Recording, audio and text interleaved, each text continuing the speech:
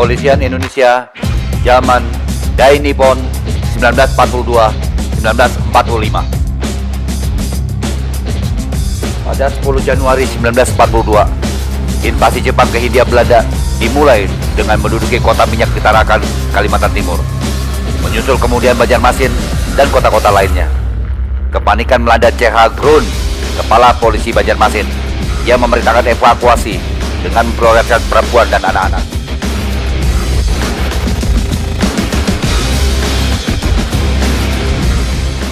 Berselang 3 bulan setelah kedatangan Jepang di Indonesia pada 8 Maret 1942, Jepang mengadakan reorganisasi pemerintahan. Selain itu, untuk mendukung pertahanan dan keamanan, pemerintah Jepang membentuk Ketsatsutai, yaitu kepolisian yang bertugas menjaga keamanan di Indonesia, yang anggotanya sebagian besar terdiri dari orang-orang Indonesia. Tugas kepolisian saat itu terutama dititik beratkan pada perkara-perkara politik dan dipusatkan pada pemberantasan gerakan-gerakan dan anasir-anasir yang menentang pemerintahan Jepang. Kepolisian juga bertugas menjaga perekonomian, pertahanan, dan keamanan.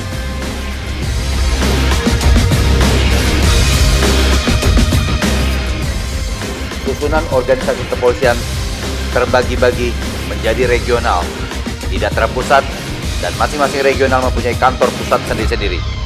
Jumlah polisi yang diserahkan terimakan dari pemerintah Belanda sebanyak 31.620 orang yang terdiri dari 10 Hop Komisaris, 117 Komisaris Polisi, 13 Wedana Polisi, 63 Mopin Inspektur Polisi, 88 Asisten Wedana, 545 Inspektur Polisi, 1.463 Mantri Polisi, 513 Copenhagen Polisi, 154 Hop Posuji Komandan, 2.582 Posuis Komandan atau Reserse, dan 26.073 agen polisi.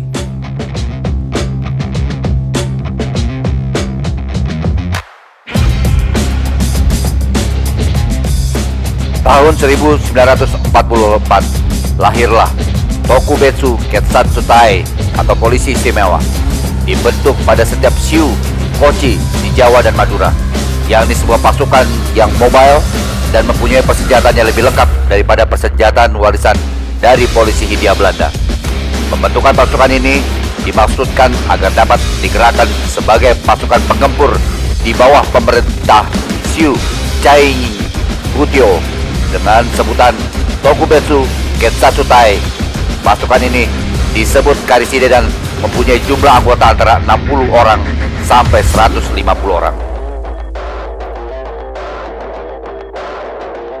Perkiraan Jepang ternyata meleset jauh, karena polisi justru mempergunakan senjata yang ada di tangan mereka untuk mempertahankan Republik Indonesia. Dengan kata lain, polisi bergabung dengan rakyat untuk mempertahankan kemerdekaan yang diproklamirkan tanggal 17 Agustus 1945, dan kemudian pada tanggal 21 Agustus 1945 mereka menyatakan diri sebagai polisi Republik Indonesia. Ketsatsutai yang tadinya didirikan dan dilatih untuk membantu pemerintah Jepang di Indonesia akhirnya menjadi modal utama untuk mempertahankan kemerdekaan Indonesia.